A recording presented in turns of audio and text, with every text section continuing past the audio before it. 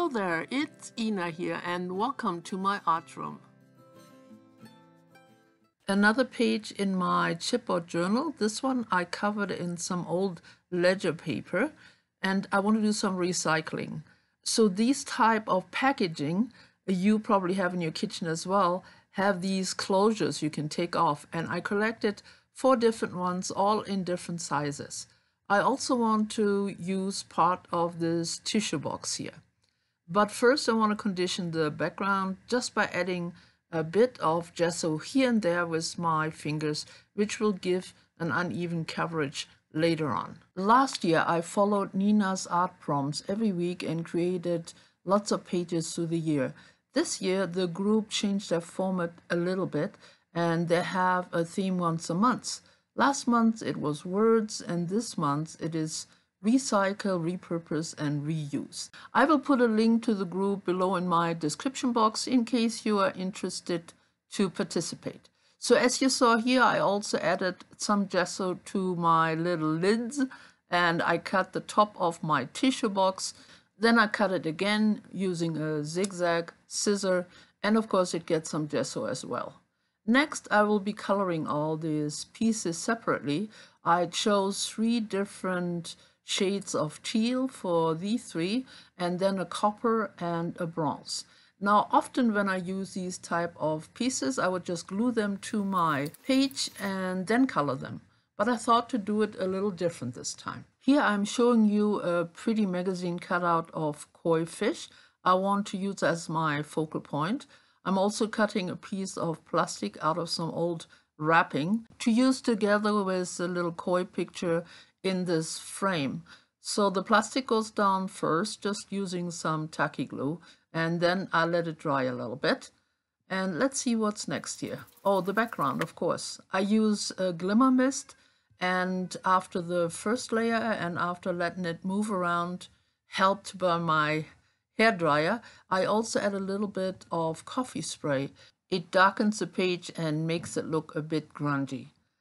Now, if you have been following my videos, you have seen me work in this chipboard journal quite a bit because I really like it. I like the very sturdy substrate, as you can add lots of layers, probably way more than you would usually add on an art journal page out of paper. I was lucky enough to find 2 more of these journals on sale in my local craft store, but you can surely make these yourself just by cutting chipboard to size.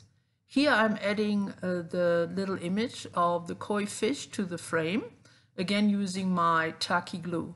Now later on I realized that the choice of focal point was not the best, as these fishes just don't have a very bright color to stand out, so I will be making some adjustments later on. Now at this point I'm still blissfully unaware of it, so I continue to distress my background, first with some gesso and now with some copper acrylic paint, and I like the little bit of grungy look it gives. And now it's time to do some outlining. I use my Stabilo all in black, go all around the edges, and it's a little tricky because they have this zigzag border, but it also makes the pieces a little more interesting. So first my Stabilo all, and now my water tank brush to activate it. It gives some shading, but also brings all these pieces in focus. And I go ahead and also add some Stabilo to the edges to make a very simple border. And instead of my water tank brush, I just use a baby wipe, and it very quickly activates the color. Super simple and quick. Now some stenciling. I use a simple background stencil and black acrylic paint. I do have to realign the stencil a few times as it's not big enough to cover everything, but it's pretty easy to do. Now to apply the paint, I use a cosmetic sponge which I fold in half and add to a paper clip. It just makes it easier to hold and also keeps my fingers just a bit cleaner. Now after everything is really dry, I can add my little frame. Again, I use tacky glue for that. Now in an effort to make this stand out a bit more, I didn't distress it just the same way I did the other pieces. And still, it is just not a great choice as a focal point. It just blends in way too much. Anyway, we get to that later. Right now, I'm doing some stamping with a script stamp, and I purposely stamped a bit over the plastic. I thought it might look cool, but it's smudged, so I took it back off. Now, these script stamps are always a great go-to to add a little more interest to a background, and I used archival ink with it. And right here, I lost a little bit of footage. You can see that now there is a word added to the top, and I cut these letters out by tracing them on a magazine page, which had a picture of the ocean, so it has a feel of water, and I thought it was rather fitting. Sorry, I don't know what happened. I guess I just forgot to turn on my camera. So now it's time for some detailing with a white Posca pen. I really like these type of pens. I use them often, either white or black, because they're right on just about anything. And now a little more brightness for the background. I use my one and only gelato in a very bright pink. And I think just about here, yeah, I'm thinking this is not working.